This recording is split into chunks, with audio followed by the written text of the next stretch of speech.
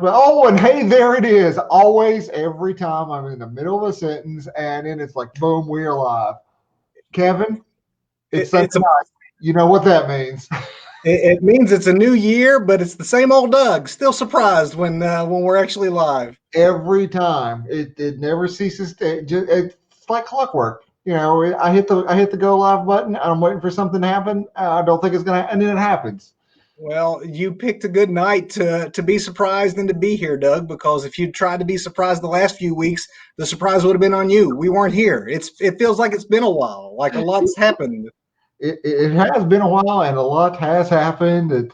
But tonight is it? Tonight's our award show, right? It is. It is a new year, and I know that there's probably not too many of you out there who are upset by the fact that we're saying goodbye to 2020. But you Right. know, we we here at the Two Bros Show, we prefer to be optimists, glass half full kind of people, and in what was a heck of a year, Doug. It wasn't all bad in the year 2020. We had. The sport of professional wrestling that continued on come hook or crook, and it might have been a little bit a different presentation than what we're used to, but we're here tonight to honor the best of what was good about 2020. So we hope everyone had a good Christmas and a good New Year, and for coming back on a Sunday night to talk to us here at the Two Bros Wrestling Show. Yes, all those things. Great Christmas, great holiday, whatever you celebrate this time of year. Great New Year, and here we are, a brand new year. Were we doing? We weren't even doing this a year ago, were we, Kevin? We had not. I was still trying to strong arm you into this. This time last year there was no Two Bros Wrestling Show, so Doug, that's another good point. I mean, that's something that we can be thankful for. If we had not had this, literally, this might have been the closest human interaction I had at times during the year with you and the people out there. So you saved me from being a total shut in. So thank you for strong arming me. Well, I've said, I've trained for quarantine for 47 years, so I'm, good to go with. with even I started to thirst for a little bit more interaction with the rest of humanity. Well, definitely, we hope for much better things from this upcoming year. But thank you guys for tuning in. Thank you for your support this past year of us here on the Two Bros Wrestling Show. And so tonight, it is a special edition of the show where we are looking back at 2020 and handing out some awards. And we hope that you chime in. Let us know your thoughts, who your picks are in some of these categories that Doug and I are going to talk about. Because it's a special show, we're not doing our news here at the front or the big finish at the end. I imagine a lot of you probably taking some breaks off during the holidays, not watching as much, but we'll get back to our normal format next week. But Doug, before we get into the awards, I think it's probably appropriate that we take a look back really at 2020 and some of the top stories of the year, the things that kind of dominated the conversation in the world of professional wrestling.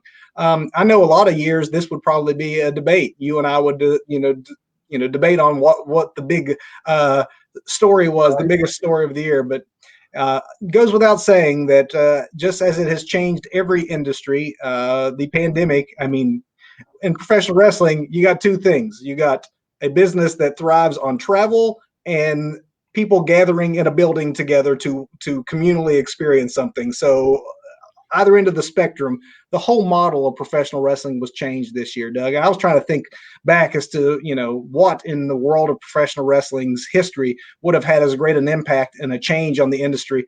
I mean, arguably television, when they started being on TV or cable TV, when the death of the territories. I mean, that's how monumental of changes we saw with the coronavirus this year.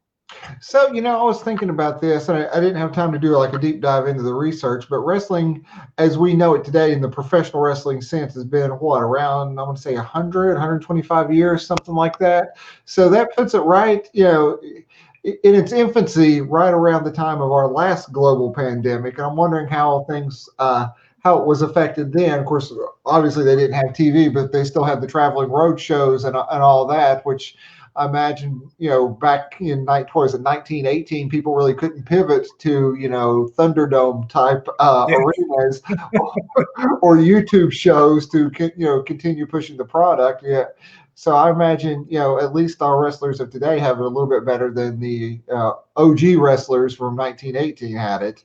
Not to say that any of us have had it great this year, but And obviously there is, like you said, with the Thunderdome, it's that there's ways to work around, which is what they've had to do.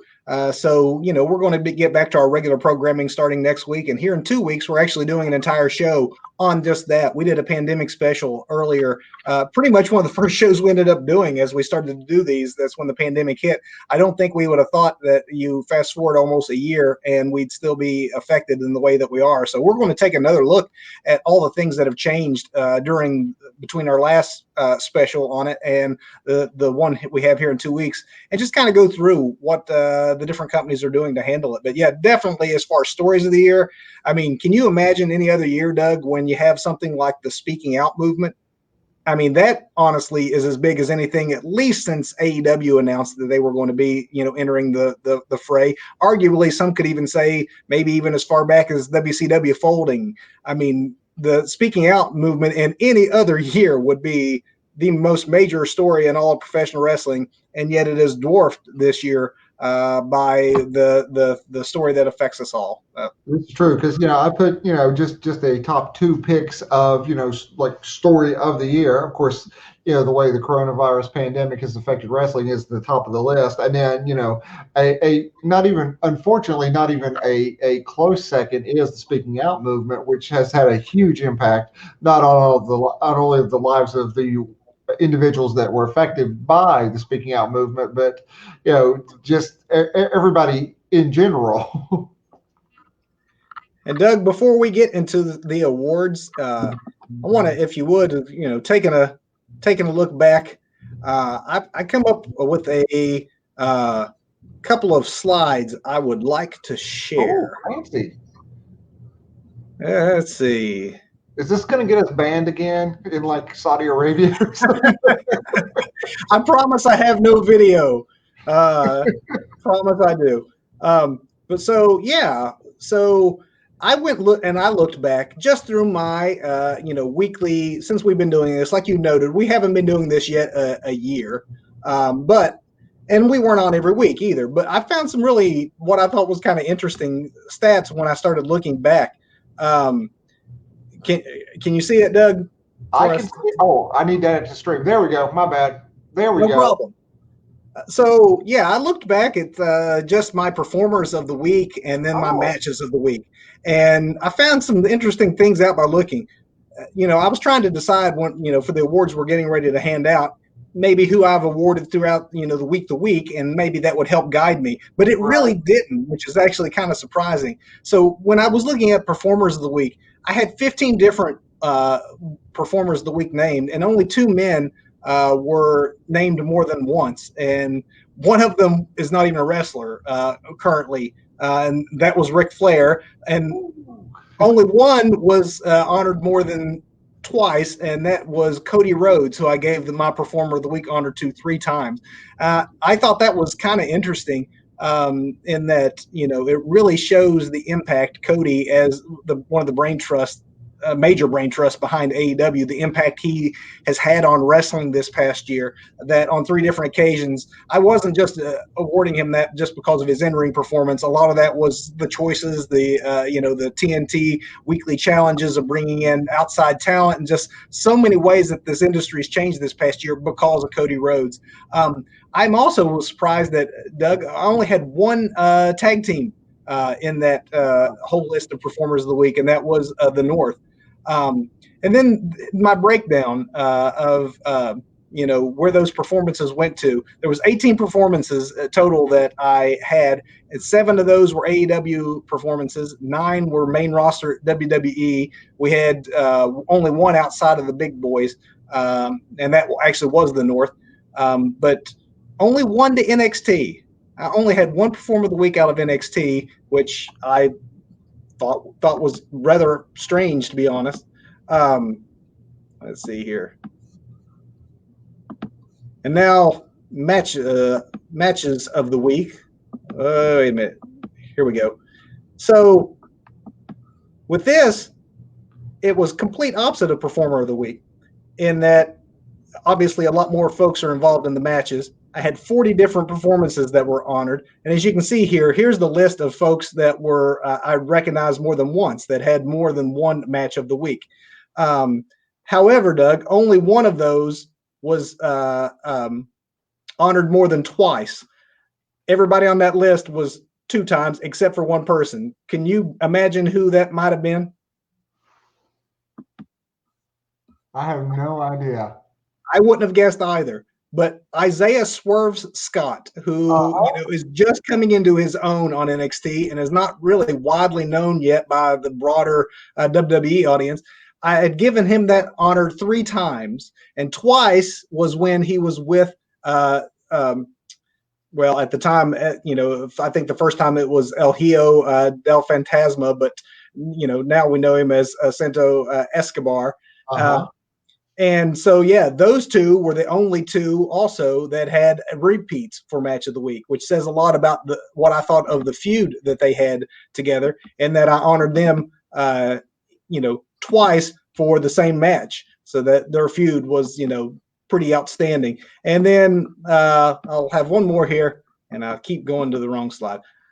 The breakdown of match of the week was almost complete the opposite of performer of the week. As you can see here, I gave it once to a AAA match, once to an Impact match, and once to ROH and MLW. But for the most part, it was pretty well even divided between the big dogs. 7 to AEW, 7 to the Raw, SmackDown main roster, and then 10 times I gave it to NXT. So, and I'll stop sharing now. But yeah, so I don't know what that says, at least about my perception of NXT, and that maybe that they are having some of the best matches in all of wrestling. But as far as elevating particular performers, that maybe they're all so good that no one stands out so much as they do on the main shows.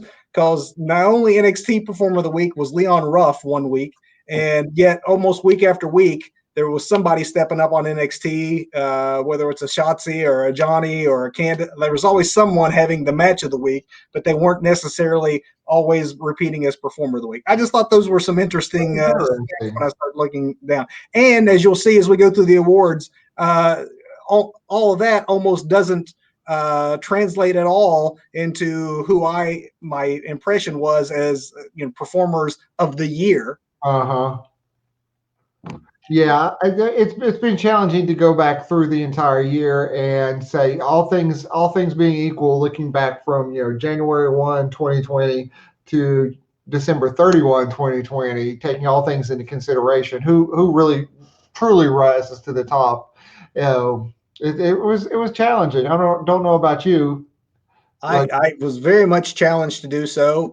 And, for the folks watching at home, I was just going to say the way we're doing this, Doug, is we're going to, each of us, we've decided we were coming up with a runner-up and then a winner for each category. So, Doug, I'll leave it up to you. Do you want to start with, you do both the runner-up and our top pick, or do you want to go back and forth? Yeah, let's go back and forth. Let's do that. All right. Announcer of the year, Doug. Who do you have as your runner-up for the announcer of 2020? Call me nostalgic, call me whatever, but wrestling just hasn't been the same since good old JR left the biz, left Raw. So, but I don't want to call him the announcer of the year, but JR is my runner-up for announcer of the year. Maybe that's a nostalgia pick on my part, but it's my pick. So, hey, I got his most recent autobiography for Christmas. It was one of my gifts. So I'm a JR mark, totally. I think he's probably the best to have ever done it. I'm not going to argue with that choice. My choice for runner-up, though, this year was Ian Riccaboni.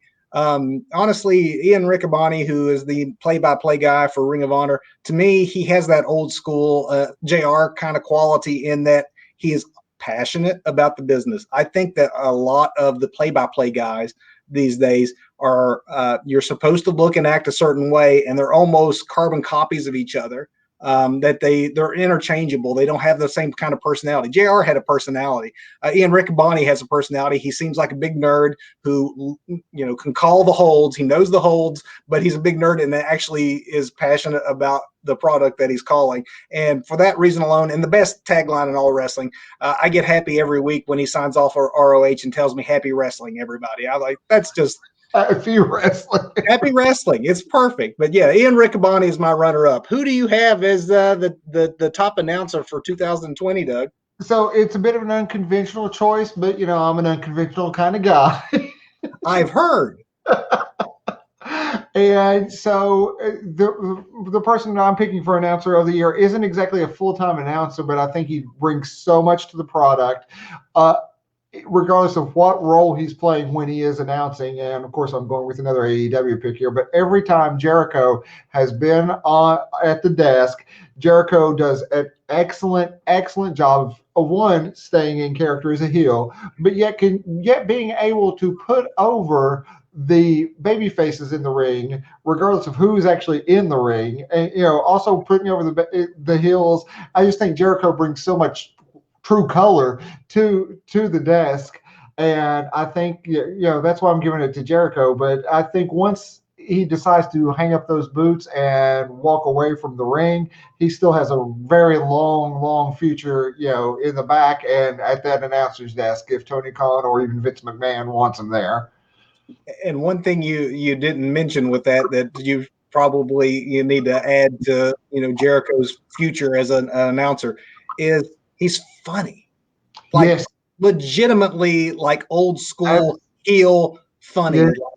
Yes. In the way that you haven't seen on the I mean, Bobby Heenan was always great at being despicable, Exactly, but funny at the same time and getting the guys over. And Jericho just gets that in a way that most don't. I actually thought you and I were going the same direction here, but you did throw me with an unconventional choice. But Doug, my announcer of the year is AEW also. For me, I'm giving the honor to Taz. Taz, much for the similar reasons to what you said with Jericho, he enhances the product in the ring by, with his experience, especially doing the play-by-play, doing color commentary for years on WWE. And then of course, being a legit, shoot style wrestler of his own, he knows the moves. So when he calls them and he talks about, I love what AEW did when they had the Taz breakdowns where they go into the replay and they let Taz take over the replay to talk about not just what the move was, but why it worked, why it hurt, what points of the body it was affecting, just all of that added to the realism of it. And then Taz was also, he knows the role of a heel announcer. I think that one of the things we've lost through the years, Jericho has it, Taz has it, is that there were defined roles. It used to be Gorilla was the straight man, and Bobby was the comic relief. Gorilla was the guy who called it down the middle, whereas Bobby took up for the heels. JR had that with King, but over the years, it just almost, and I know a lot of it is being produced in the headsets and being yelled at by the boss, but sometimes you're like, okay, I love the work that Corey Graves does, but why is he taking up for the face in this instance? Right. Or why is the heel not getting the right, why aren't they calling out that this person's cheating? It can be a little less defined, a little more erratic. And I think Taz remembers that role of being an antagonist on the microphone. He sits there and he'll pick on JR or Tony, or in the way that Jericho does with Schiavone and all that stuff. I mean, you're supposed to, argue at the announce desk. It adds to the argument that's happening in the ring. And Taz does it great. And I know he's not a really full-time also, like Jericho isn't really full-time. He's full-time on Dark. He's occasionally sits in on Dynamite. But give me more Taz on the microphone. I almost forgot how good he was back in the SmackDown days with he and Michael Cole. But it's obvious that he has a rejuvenated passion for the business right now, and it's showing in his work. Interesting that we went with non-traditional, unconventional choices there with part-time announcers on like mainstream shows. I like that.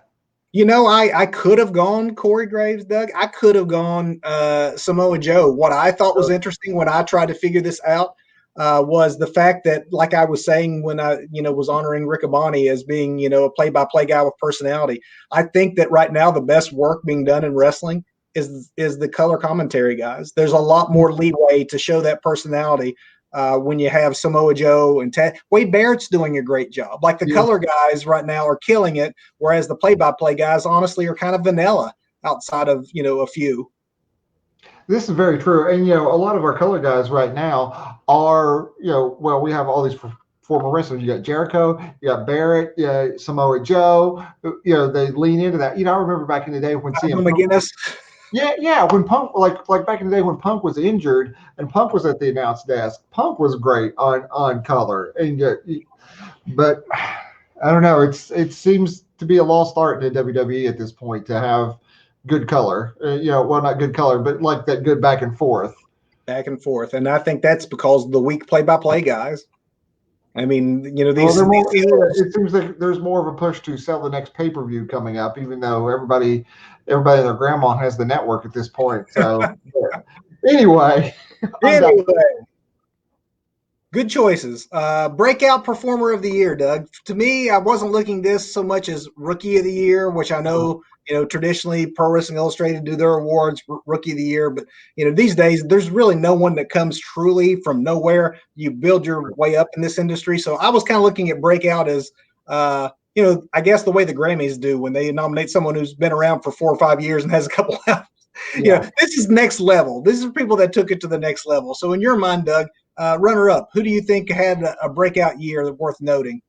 So I've mentioned, the comedy work of the Dark Order on BTE, and BTE has really had, as far as all the Dark Order bits, they really had 1-star breakout from that. And if anybody out there hasn't seen this past Wednesday's tribute to Brody Lee, you really see how this particular individual really shines in the ring and how much he is truly over right now. So, my runner up is John Silver of the Dark Order, just because as much as the kid has gotten himself over on being the Elite, and it clearly showed in Daly's Place, how many people were behind him and behind all the bits that they do on being the Elite, which, he is almost, in Brody Lee's absence, he's almost become like a de facto leader of the Dark Order to some degree. Not officially, of course, but I'm not sure where the Dark Order goes now. But, John Silver, runner-up. Well, we haven't had any agreements yet, Doug, but I think that you're still going to be very happy with me because AEW is, getting another shine here because my runner-up is from AEW also. MJF. This time last year, I guess a year and a couple of months, right before AEW got started. But before AEW got started, if you weren't a fan of independent wrestling or like MLW, some of the minors that are just on YouTube or something, you would not probably know who MJF was.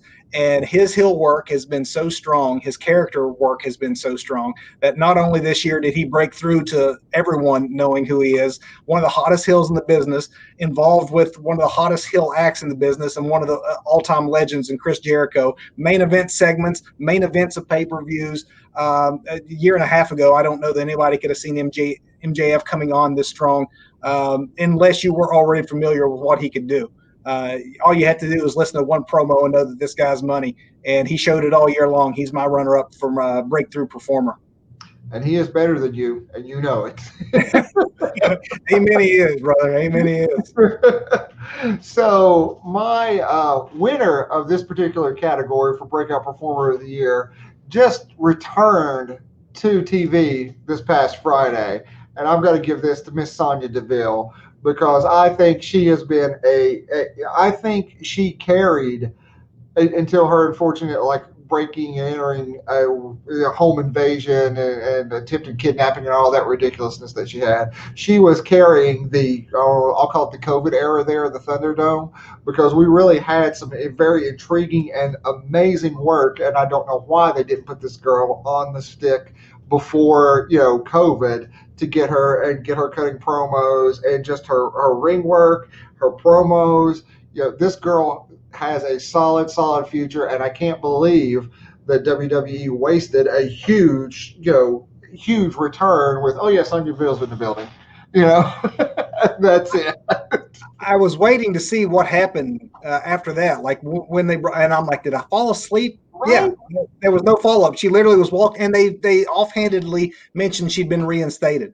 I was Yes. expecting some angle as to why are you here? You're not, and then work to, yeah, kind of backwards. Of course, WWE can be that way sometimes, but that's a good choice. She really showed a lot this year that I didn't know she had in her. Mhm. For me, maybe this is a more obvious choice because a lot of people, I think, expected this. Well, maybe except Vince McMahon, who maybe still doesn't believe this. But my performer for Breakout Performer of the Year is Keith Lee. Um, Keith Lee has been big for years on the independent scene. He was big in, yeah, he's big everywhere he goes. Right. I couldn't tell you that he's big. He was a star all across the Indies. If you didn't see his documentary that they had recently, his 24/7 on the WWE Network, it really tells that journey as to how, for a while it looked like he wasn't going to be going anywhere in the business, and then suddenly it just clicked for him. And this year, it's when it really, to me, clicked for him on the biggest of stages. At the end of the year, beginning of 2020, he pretty much swept all the NXT awards that they give out at the end of their 2019 year. And, a couple months into it in NXT, he became the first man to hold both the North American and the NXT title at the same time, almost immediately gets promoted to the main roster, almost immediately goes over a future Hall of Famer in Randy Orton on his very first Raw appearance. And then within, a week of that first appearance, he's in the main event of a pay-per-view. So, I mean, he came on like gangbusters. It's a shame there was a little stumble here at the end where Vince apparently, flipped to the wrong channel or something. I don't know what was going on. But Keith Lee, to me, took it to the next level this year. I just hope that nothing slows his momentum, any ridiculous backstage politics, because this guy should be a star for years to come in the main roster of WWE world. Absolutely. Absolutely. I do not disagree with that at all. Doug, next, you want to go to What we got next? Comeback Performer? Is that where we are? Comeback. Yeah, Comeback Performer. I'm interested in what you got for this one. So I've got to say, and maybe this is nostalgia again, but Edge's return this year, really amazing. I'm still not a big fan of that, greatest wrestling match ever that he had with Orton. But, taking all things into consideration and looking at the year as a whole, I'm giving mine to Edge for the, Comeback Performer of the Year for 2020, because I mean, really, a return like that after what, 7-9 years out, you're never going to wrestle again. That deserves more than an honorable mention. And there's a lot of electricity when he stepped into a ring for the first time in forever, and he's got chops, all around. So. He didn't show much rust either, man. It was like he hadn't missed a day. Mm-hmm. My runner-up for performer comeback of the year is Jon Moxley. So, I mean, Jon Moxley / Dean Ambrose, if you want to go back, here's a guy who walked away from easy money. He was, even if he wasn't happy with what he was doing, he was still on TV every week. It was considered a star already. Could have, just rode that out, cashed those checks. And instead, the man took before we knew that AEW was going to be a success, it would be easy for the guys that jump ship now to go, hey, there's somewhere else to go. But, Moxley was one of those guys from the get-go who had already decided, I'm doing Japan, I'm doing whatever, and, okay, this AEW thing, I'll do it. He was taking a chance walking away, not released the way some of these other guys are. He walked away and took a chance on himself and pretty much spent a majority of this past year as the AEW World Champion in some memorable feuds and some very memorable matches, in addition to the things he's doing in Japan and elsewhere. Jon Moxley decided that he wasn't going to be a wrestling joke. He wasn't going to play the silly clown, and it paid off in a big way. You see a very brutal, hardcore style wrestler that we never would have seen had he continued on the same trajectory he was on in WWE. So I don't know if maybe I'm stretching it as far as comeback, because it wasn't like he was doing poorly, but compared to where he was to where he is now, it's not two different wrestlers. Absolutely. Good choice. Very good choice. So who do you got for your pick for overall comeback of the So, year?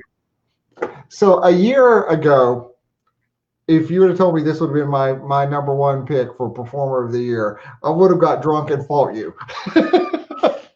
Comeback performer, right? Comeback performer, Okay. yes.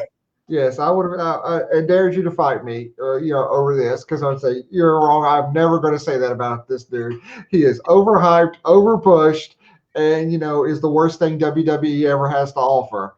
However, after a brief period of absence to take care of himself, and very legitimately so, because he is in a high risk category in a global pandemic. Roman Reigns returned to the ring in an amazing heel gimmick that I love to this day. And it's everything all of us marks wanted for years is Reigns to turn heel, and he's done it, and he has done it so well with the aid of Paul Heyman. And I just hope WWE does not screw it up. But so far, it has been done so well, and I have to give it to Roman Reigns. Comeback of the year. That's definitely, completely flipped the character, completely flipped the push, how we've been force fed Reigns for years as the guy. Now he is the guy, and it's so organic. Doug, if I would have thought that I would have fought you, when you challenged me to fight you, because I wouldn't have believed you, and I wouldn't have believed that I would also be picking for my comeback performer of the year another main event WWE guy, but a different one, and that's Drew McIntyre. You talk about a guy who, I mean, at one point in time, he was considered the next big thing, and then suddenly he wasn't, and then he was in a comedy gimmick that was awful and wasn't going to go anywhere. And then he was released, and you just figured, well, that was the end of the short potential they had for Drew McIntyre. And so his comeback story has been one for the ages, and it's well documented, talked about in wrestling circles. There's a great documentary on WWE Network. I know I referenced one earlier on Keith Lee. The one on Drew McIntyre's comeback story is also worth your time. Here's a man who decided when he was going to get released to rediscover his passion for the business. I'm going to go out and make them want me back. And he took over the indies. He took over the European wrestling scene. He took over every territory that he went through. He went to NXT because he got back on WWE's radar. He tore through NXT. He got brought to the main roster. And then I thought, okay, this is where it stops, because he seemed to hit that ceiling again where a lot of guys, when they have so much talent and so little airtime, a lot of folks fall to the middle of that pack, and it looked like that's where he was going to get stuck again.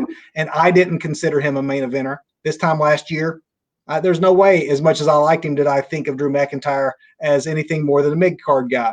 And then comes the Royal Rumble, and one of the best Royal Rumbles in recent memory, and one of the most impressive performances in Royal Rumble history. And Drew wins that. And then he goes on to beat the unbeatable Brock Lesnar at WrestleMania. And then he has pretty much been controlling that world title for a majority of this year in the headlining feuds with both Randy Orton and Brock, and just he's really been carrying the ball over there on the Raw brand. And so kudos to a good guy, a truly good guy in wrestling, and one who deserves it. And it might have took him a long time to be that chosen one, but he is definitely all that and more now. And I don't see him ever not being considered over, ever not being considered a main eventer. I think he's made man from here on out for the rest of his career. I agree. I agree totally with that. I mean, I think McIntyre is great. McIntyre shows up on my list elsewhere down our list, but let's get on then. Let's get on to the next one on the list.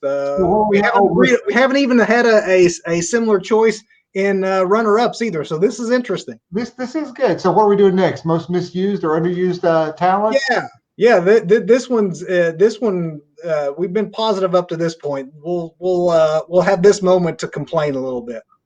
All right. So for my runner-up, I'm going with Ricochet, because Ricochet, we finally agree on one, Doug, but go ahead. I mean, you know how hot Ricochet is. What an awesome performer Ricochet is. A great wrestler, all around talent.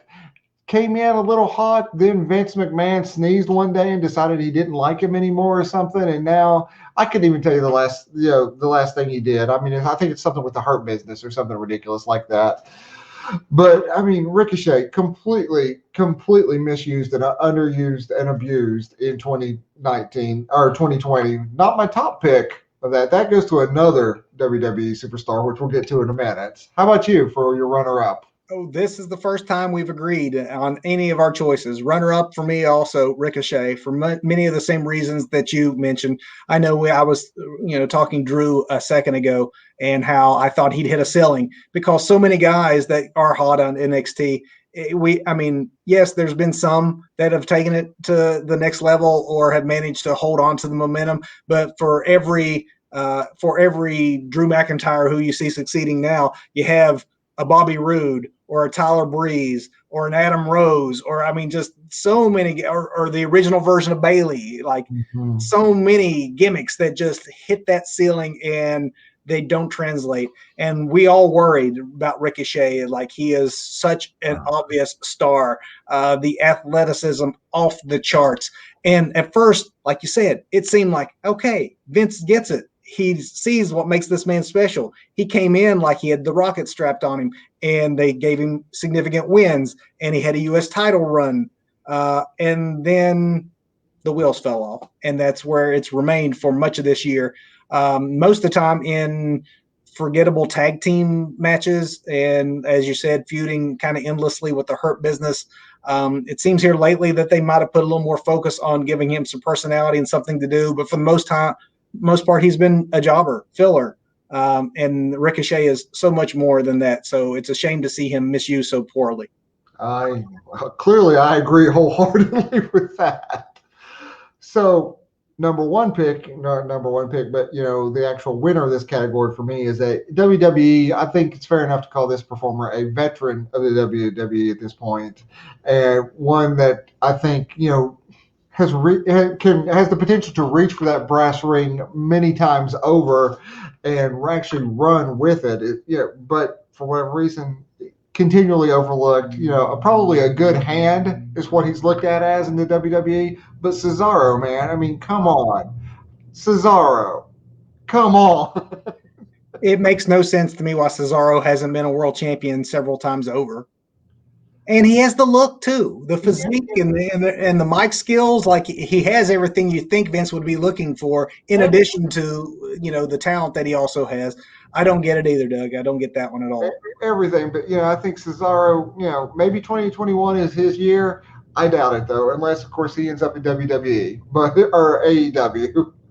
Well, I hate to tell you, but my most misused talent of the year is from AEW. So how misused do you have to be misused by both of the big time wrestling corporations? When the Bulgarian Brute first arrived on the scene as Rusev in WWE, he took over NXT. He was a champion down there. He comes to the main roster. He has an unbeaten streak, which is something that always gets heat on a guy, gets attention to him. He looked like a monster. He feuded with John Cena. You couldn't have predicted bigger things for the man. He had a look. He had the in-ring skills. He looked like a legit monster. He could do the comedy bit. He was hilarious.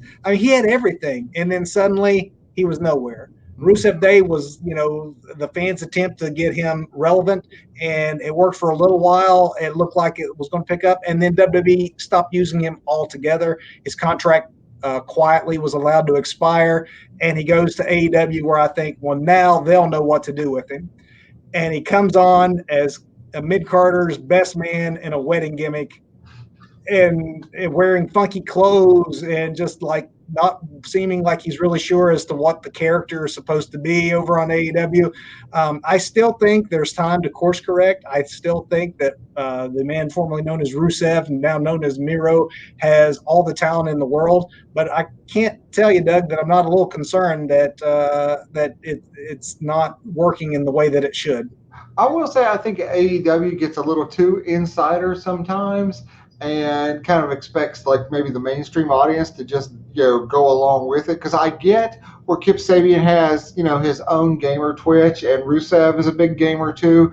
That probably seems like the logical thing to smush those two people together. But for the casual fan who saw this beast that was Rusev, in the WWE, and then sees him hanging out with this skinny guy and his hot platinum blonde like fiance, doesn't quite get it when he shows up covered in Gucci from head to toe, hot off a terrible, terrible wedding, like cooking gimmick from WWE.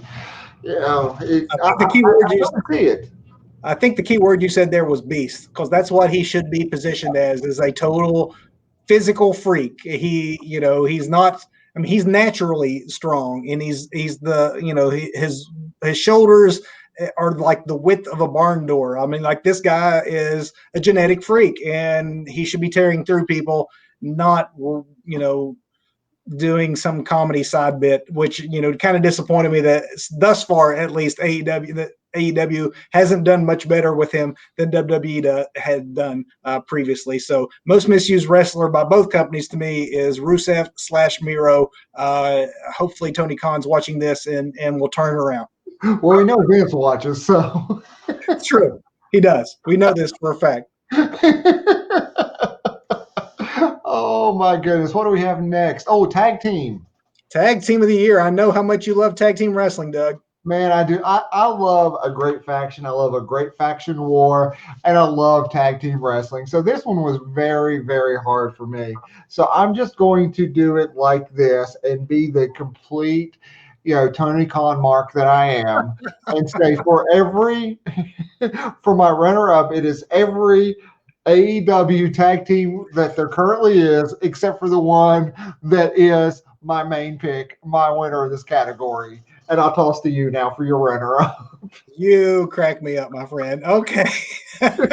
My runner-up for tag team of the year is also in AEW, because AEW is definitely more of a tag team scene and a tag team promotion than the WWE is right now.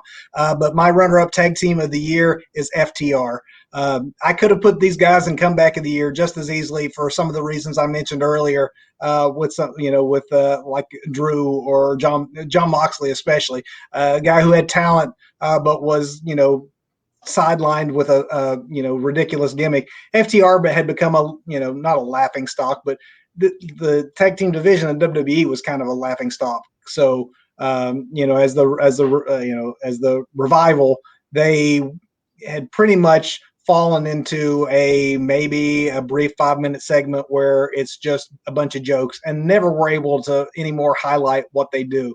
And what they do is that Tully and Arn old school tag team wrestling gimmick, the satin jackets, right down to the old look, serious business, cut off the ring, holding the tag rope. Yes. And I honestly think they improved the AEW tag team division by giving it something it didn't have. They had the high flyers, they had the lucha guys, they had the big spot guys, and these are ground and pound, old school wrestlers that brought the best wrestling skills out of the flippy floppy guys that they were working with. FTR, absolutely one of the best in the business, and so glad to see them treated as a big deal, which they should be treated as. I totally, totally agree, because FTR is my number one pick. I thought that would be. You just outlined as them being your runner-up, so I can't imagine who your number one pick is. But literally for every reason you just outlined, there's that old school wrestling. They are Tully and Arn. They bring, it's fist no flips. To borrow from the WWE. They are just a great tag team. They bring a lot of, I don't want to call it legitimacy, but I can't really think of a better word for it, but legitimacy to all the AEW tag teams. I've read a lot of things where Jericho has problems with all the flippity floppity, everybody just taking turns. God knows who even the legal man is or what the count is at this point on who should be in the ring or out, in AEW. And I think the FTR brings a lot of that, calls them on that and brings that forward. I mean, and they're just a great tag team. I love the old school Tully and Arn. We just need two more so that Tully and Arn, just marry Tully and Arn together again, and let's create a new Four Horsemen. I'm ready for it. You've got the tag team there. Give Spears something to do. Bring in somebody else, if it's Cody or whoever, and and let's just do this. It's time for that legendary faction, which we really don't have right now. We need a new Four Horsemen, and I think that is the perfect tag team to anchor a new Four Horsemen. They are doing fantastic work. I cannot argue at all with you on that one, brother, because, again, they're my runner-up. But my tag team of the year actually maybe is an unconventional choice, because very rarely in these categories that I venture too far outside of the main top two. But I did on this one, and for a specific reason. My tag team of the year is the North.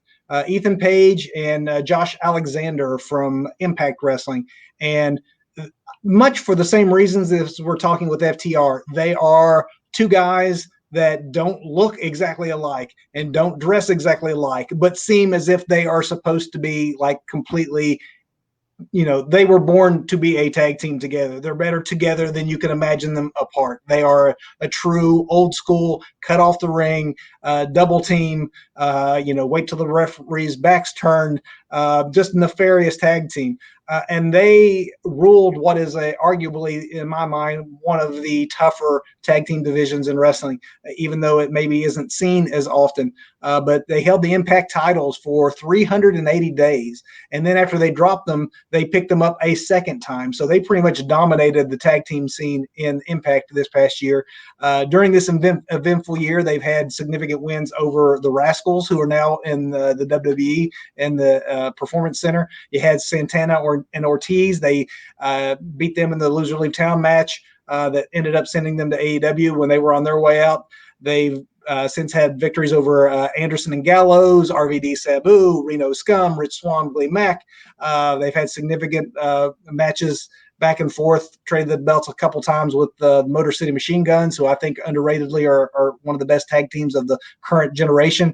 And so, I don't want to get ahead of myself, because I know next week we're going to have a special show where we talk about this Impact AEW crossover and some dream matches here. So it may be a little foreshadowing as to who I can see as a great tag team feud. But my tag team of the year is the North. And just a shout out to, I believe it's Ethan Page of North, for a massive body transformation in 2020. When everybody else was sitting home getting fat and lazy, this kid totally transformed. And I think he actually, on his YouTube, he actually breaks down everything that he was doing to drop weight and get just ripped like he has this year. That's an excellent choice. Excellent. And again, now I don't want to get too ahead of myself here, but you can look at my two choices. Absolutely. And salivate. Yeah, sure. Salivate. I can't wait till next week's topic, but that we'll talk about that at the end of the show. Right. So next up we have female performer. Female performer of the year. Yeah. So I'm gonna wait. Roman Reigns. That's not right. Oh no, my notes are wrong. Man, he had a heck of a year. That's a wrong note. Whoopsie. Okay. So my runner-up is not Roman Reigns for female performer of the year, but Bayley of WWE fame, because I think just like Sonya Deville, Bayley and Sasha Banks also helped carry WWE through a lot of their Thunderdome time this year, and with the COVID storylines, and just an awkward time for everybody. When your business is based on very much feedback from an audience, and then you completely lose that, it completely shifts the dynamic, and you really have to pivot on how you do your work altogether. But I think the Bayley and Sasha Banks feud this year was another feud that just kind of kept that rolling. So my runner-up is Bayley. So I meant to mention this earlier when I was going through a couple of those charts I made, just to talk about what a good year it has been for women's wrestling.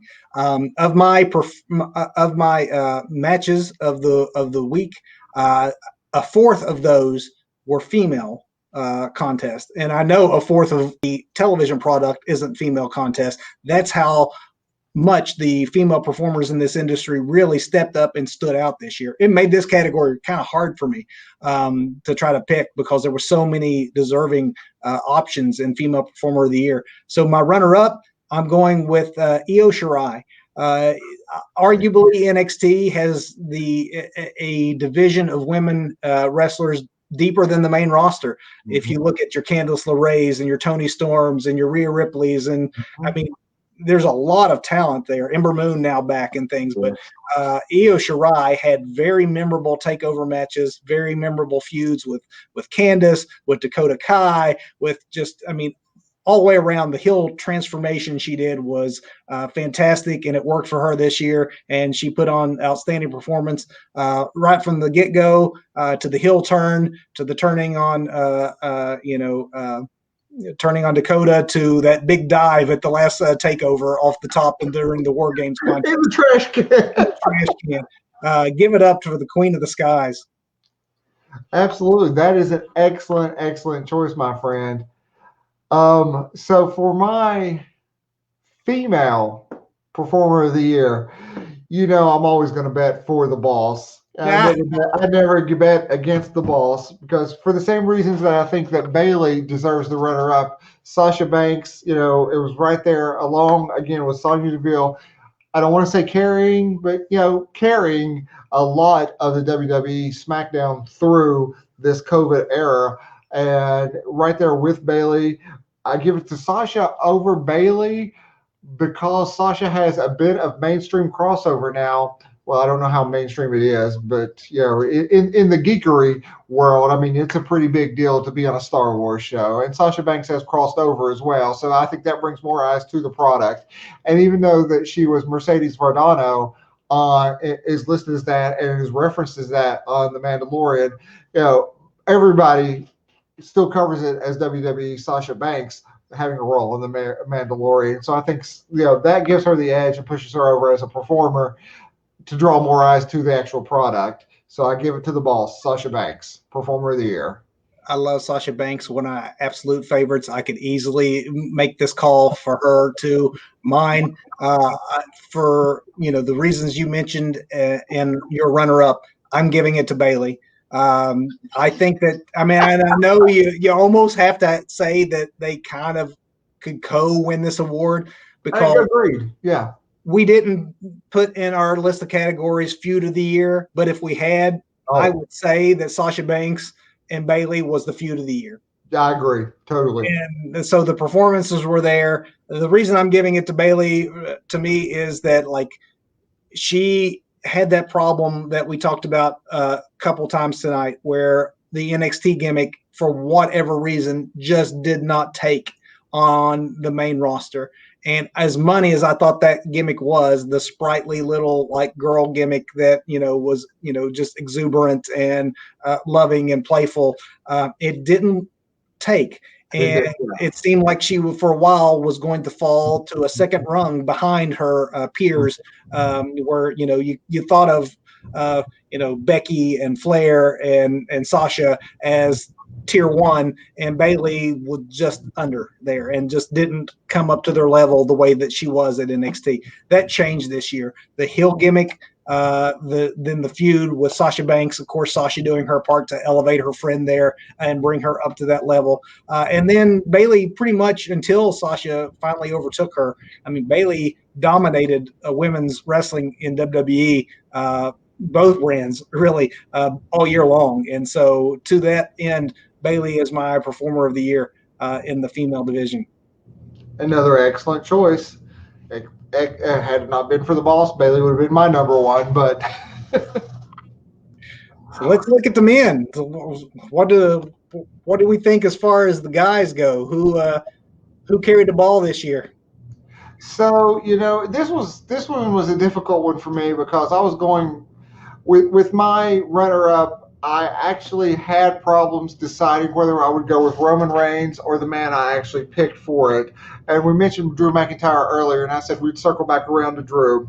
So at the end of the day, I thought, Roman has his kudos already. So I want to go with Drew for a lot of the reasons you mentioned before for Drew's comeback. I mean, I think Drew has proven time and time again this year that he is the man that, his character, the chosen one, was supposed to be back, in the day.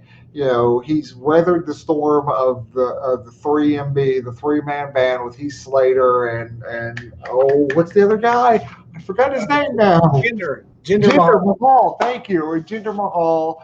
I'm not even sure where Jinder is now. I'm sure he's on WWE somewhere. Heath Slater is off doing his thing after his release. But he weathered that. He went out. He made himself desirable.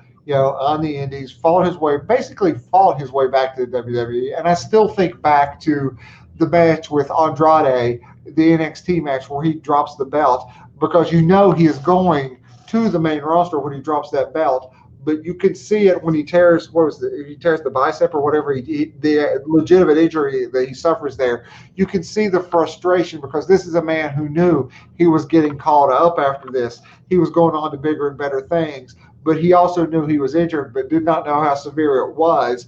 And you can just see the frustration and almost grief on his face. But he rehabbed, he got better, and now he's a world champion. He defeated Brock Lesnar. He, won the Royal Rumble, defeated Brock Lesnar. Brock did an amazing job of putting this guy over. Dropped the belt just for a short period of time. I'm so glad I was wrong about calling that one with him and Orton going forward. But, Drew McIntyre, my runner-up for male performer of the year. And you can't argue with the year the man had. You said Royal Rumble. That's January. So right from January, he was suddenly the talk of wrestling, and he has been in the center of WWE wrestling main event scene all year long. So good choice. I'm looking at a different promotion for my runner-up for Performer of the Year, Jon Moxley. I know we talked about him earlier, so I won't go over all the same points again, but for many of the same things that's already been mentioned, he dominated AEW's main event scene this year. He was the man until very, very recently, and probably only because he's getting ready to take, I'm sure, some paternity leave. But Jon Moxley was a world champion this year, and took a upstart promotion that was, definitely going places because of its time slot, its backing, the promotion, the guys they got involved. But you got to center it around somebody. I think Jericho was a great guy to have it centered around when he was world champ. But as soon as he dropped that belt to Moxley looked like a unbeatable fighting machine, a fighting champion. And again, he looked like a world champion. You want that guy carrying your big belt to represent the company in a way that seems legit. He was Mr. AEW, and he is my runner-up for Male Performer of the Year. Excellent choice there. Mox has had a hell of a year, absolutely. From his, the Death Runner that he is in New Japan. And no spoilers if you've seen Wrestle Kingdom yet, because I have not. I'm waiting. But but both nights. But from the Death Runner in Japan to the Paradigm Shift in AEW, an excellent year.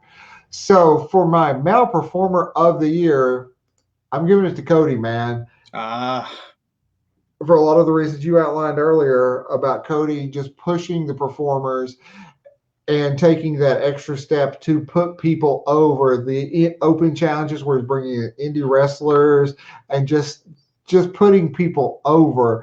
I guess back in the day, there was a lot of discussion about Dusty being, the booker and a wrestler and being in the main event. So, of course, he's calling it. And, the comparisons could be made to Cody. Well, first off, one of the things Cody does is say, if I lose this, I'm never challenging again. Of course, then, it goes on to have a TNT championship made to where he can, have that championship. But everybody he has had in that he is used to elevate the other wrestlers and push them forward, for that alone to push his promotion. I think Cody understands the business that a lot of people do not. But again, his dad is Dusty Rhodes. So dad's wrestling mind, and there's no doubt about that. He's not just done it in the ring, in the boardroom. He's doing it too. Absolutely. And, understands how to put over and create new talent and to push new talent, and not necessarily even new talent, let's say established talent that's crossed over from other promotions, to push that talent. Cody gets that. And, again, just for that alone, I'm giving it to Cody, man. And just watching again. I don't want to go back to be too much of an AEW fanboy and talk too much about Brody Lee on tonight's show because that's not what tonight's show's about. But that Brody Lee tribute, the after show and everything that Tony Schiavone does. Cody just seems like a really a high class guy too. So Absolutely. And it couldn't, yeah, it's wonderful to see him having such success. Much like we said earlier with Moxley. I mean, he even more so was a guy who walked away from easy WWE money. He'd have had a job. He's Dusty Rhodes' kid. If right. he wanted to ride that Stardust character until Vince, tired of it, he could have and just kept cashing those checks. And instead, he went and built this thing that now is, a true, legitimate alternative that's providing joy for so many people and so many opportunities for so many other people. So excellent choice. No arguments there. My performer of the year, though, is who you had picked as your comeback of the year. And for many of the same reasons, I too would have fought you had you said, hey, there's no way in the world this guy is going to be one of our favorite wrestlers. It's not like I hated him the way that the internet hated him or thought that he didn't serve a purpose. I just thought he was miscast in his role. And I thought that because he was so miscast and because Vince McMahon can be so stubborn that we were never going to see him out of that role and therefore wasted. I liked him in the Shield. He was, I thought that was an effective use of him as the big muscle. But when it came to breaking them up on their own, he didn't seem like he had the charisma or the friendly attitude to be the face of the company the way that they wanted him to be. He didn't have the corny joke, little boy humor that John Cena had. He didn't have like the natural charisma of his cousin The Rock. He does. It's just different. It just needed twisted, it just needed a flip. And that flip came. And as soon as they said, all right, you get with Paul Heyman, run as a heel character. Let's see where we can go with this. And where they went with it is not only to the top of the division with the championship, but to the top of the wrestling world right now with the most interesting ongoing storyline, I think, in all of pro wrestling with the whole tribal chief gimmick. It's been fantastic. He's been fantastic in the role. Just because you write the part doesn't mean the man is born to play it. He was born to play it. He's lived up to it. He's had excellent matches. I'm already salivating at that moment in time when we get a full feud with Drew McIntyre and Roman Reigns based on what they did at Survivor Series. There's so much possibility with this. The eventual turn that will happen with the Usos and their cousin. I mean, there's so much down the road set up for 2021. It wouldn't surprise me, Doug, if we're doing one of these next year, which I hope we are, that we see him in the same discussions that we had him in this year around the top of some of our performers of the year honors, because Roman Reigns is just that good right now. He really is, dude. I do not disagree with anything you just said. He's no Cody Rhodes. Seriously, though, I mean, it has been an amazing year for Reigns, and finally turning him heel and just letting him go and letting him run. It's so much more organic now than just being force-fed. No, this is the guy. This is the guy. He is the guy now. Totally. I'm on board with it. I'm totally on board with him being the guy now. Yeah, the boos you hear now are boos, of respect. It's still like, heat is what it is. Yeah. It's not go away heat, which is what it used to be. Yeah. All right, Doug. I love match of the year. Talking favorite matches is always one of my favorite parts about professional wrestling. We decided, Doug and I did, that we're going to do 3 matches here. So, Doug, if you want to start, give me a match from your best matches of 2020. War Games, women's War Games this year. Was it War Games? Yeah, War Games. Yeah, I mean, those girls tore it up. They did. Absolutely did. My third runner-up, actually, for that this one is Tag Team Wrestling from AEW. It was a match from AEW Revolution, that Young Bucks versus Page and Omega match. Absolutely phenomenal. Beginning to end, the crowd was on its feet. There was never a slow moment. There was never a moment that didn't feel like legitimately like it could be the end any moment now. Great finish, great crowd heat, just great crowd heat, and work by all 4 men who obviously know each other very well. But that was AEW doing what they can do best with the talent that they have that hasn't been, really seen by mainstream audiences until AEW, and that was presenting these guys on that platform in a way that made everybody shine. So my second runner-up, not really like a big nail biter by any means, and not like a lot of technical wrestling, but just for the selling and putting over. I'm going McIntyre Lesnar at WrestleMania. Yeah, and not a 5-star match by any means, but what it led to, what it did, I still to this day think it was just so unfortunate that McIntyre did not get that moment in the sun in front of a live audience. I think that would have been great in front of like 80,000 people or whatever the stadium in Tampa would have held. But still, just for what it was, what it's ushered in.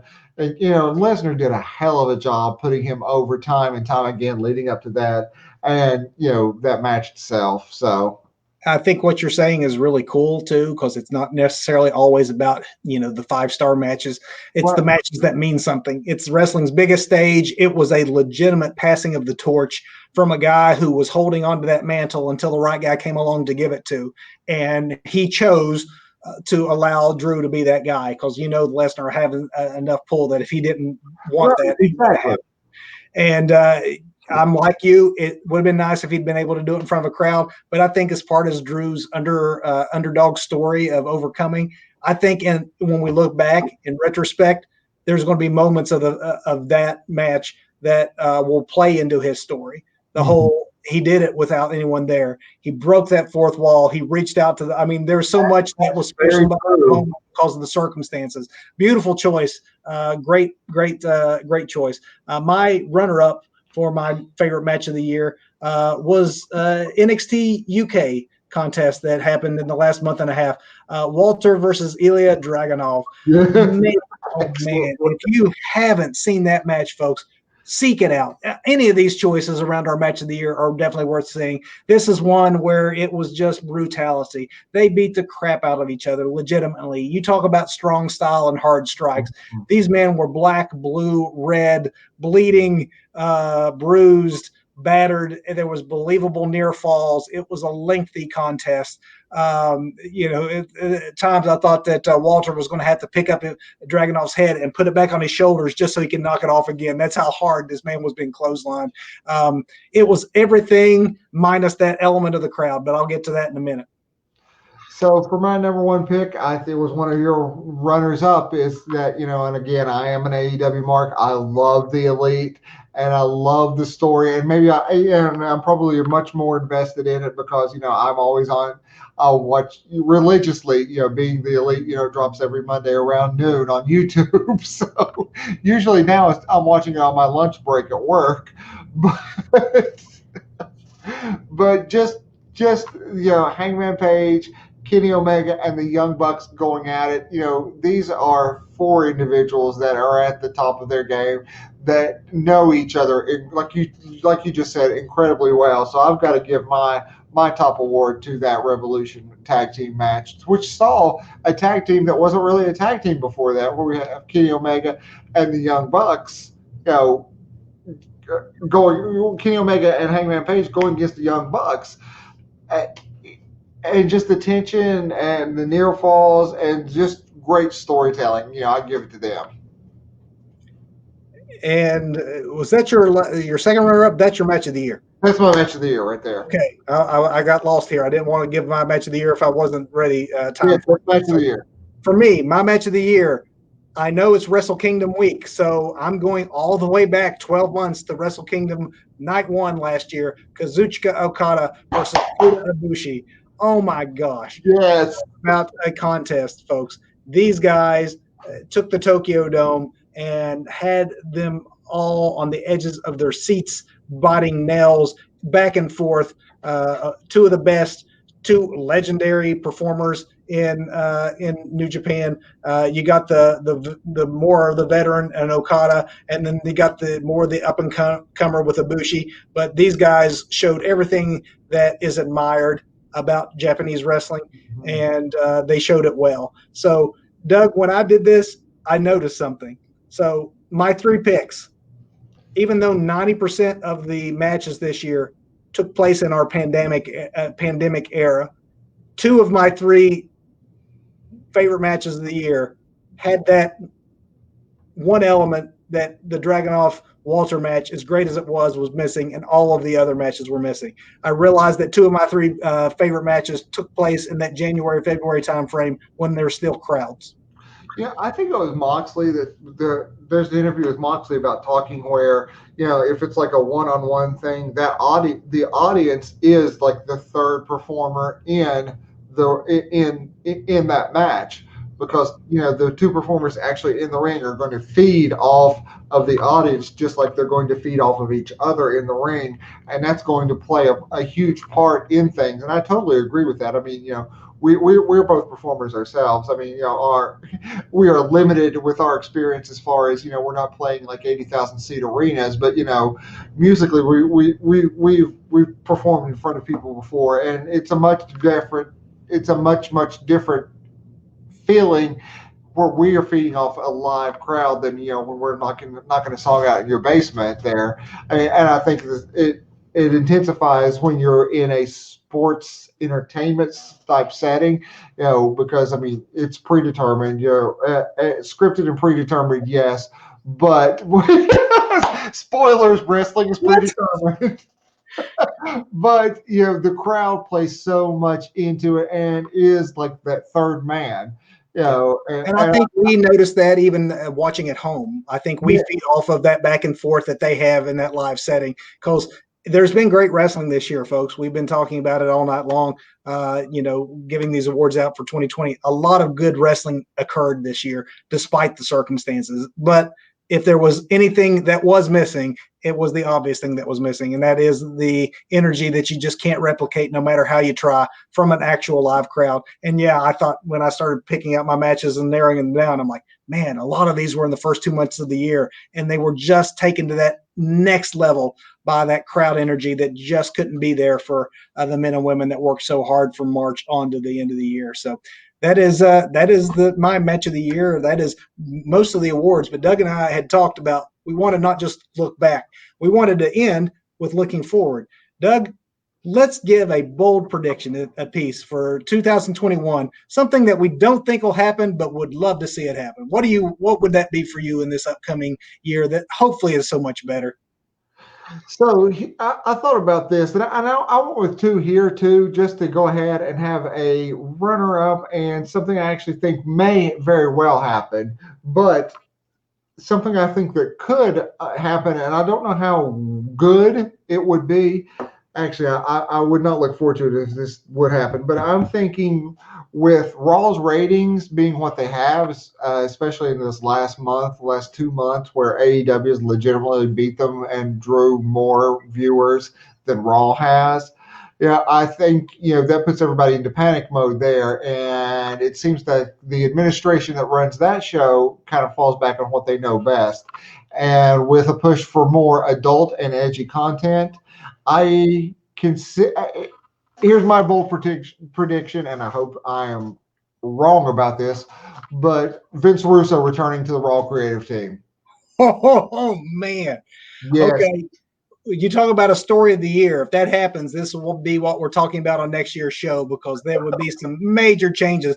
But it is not out of the realm of possibility, because, as you said, there has been a push from the network, supposedly from the USA itself, panicking over the ratings, wanting more adult content coming out. I'm with you, Scott. That is a dang.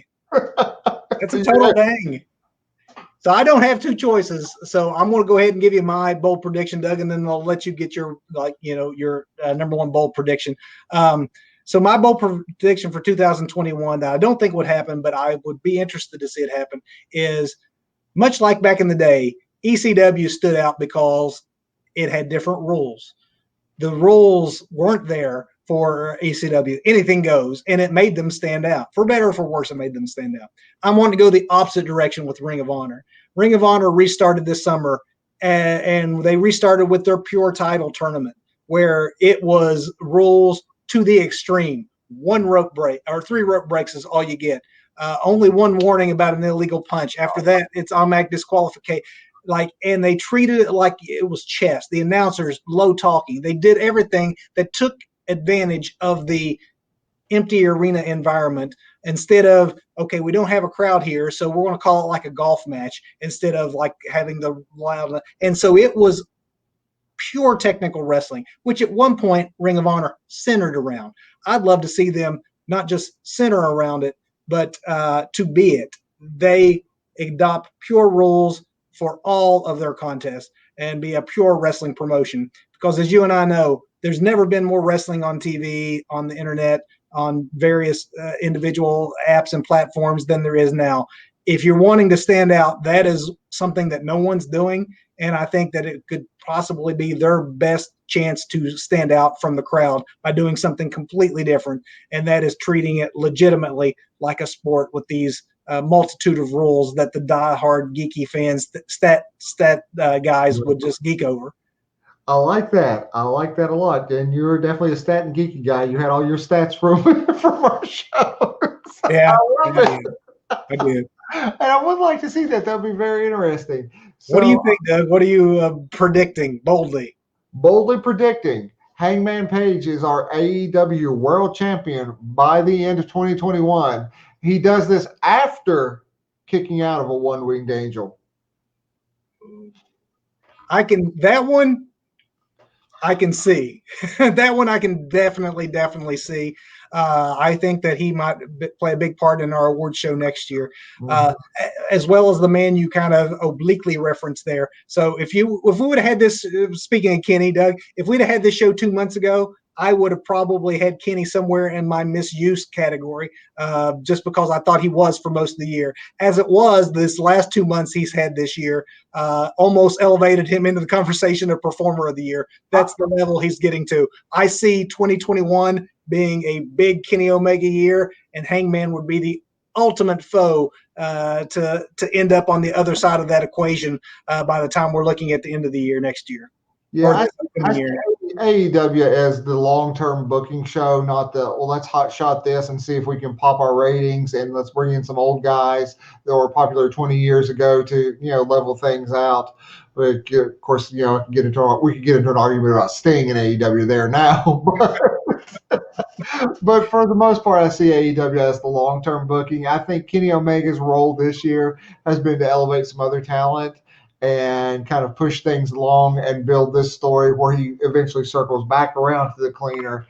And this year's story will be the cleaner going around mending some bridges with New Japan and building some new alliances with Impact and maybe ROH.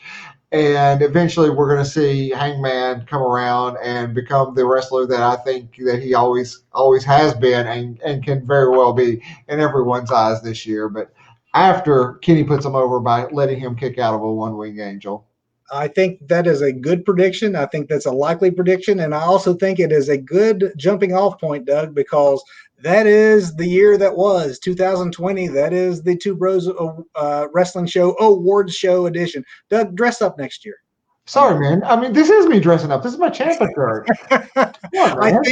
I think it's a good transition part, though, where we're talking about what the work Omega is doing now, because that leads us back to next week. Folks, we're back next week, 8 o'clock Sunday night with our regular format. And our main event topic next week is this enticing arrangement that we're seeing right now with AEW and Impact doing this crossover. And so we're going to talk about what we think's working, what we think both promotions are getting out of it, and then the possibilities. We're going to talk dream matches between these two promotions, where it might go from here. It's going to be a big year and a better year for all of us. So thank you. Thank you for joining us. Thank you for tuning in, and hope that you will next week as well. People, take care of yourselves. Take care of each other. Wow, I just went Jerry Springer on us all. But take care of yourself. Right. Take care of each other. I've been Doug. I've been Kevin. We've been rambling about wrestling. Thanks, everybody.